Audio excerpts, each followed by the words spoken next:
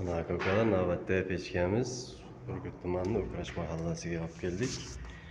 O'rnatdik, bu tog'iga hozir yoqib berish jarayoni.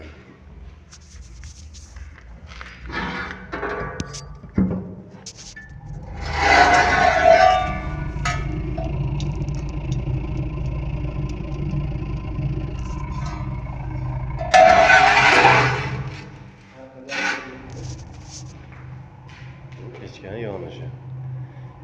Bu xonadonga, bitta xonadonga ikkita o'rnatdik. Mana ikkinchisi. Bu ham yonayotibdi. Mana bu birinchisi. Mana yonishlari.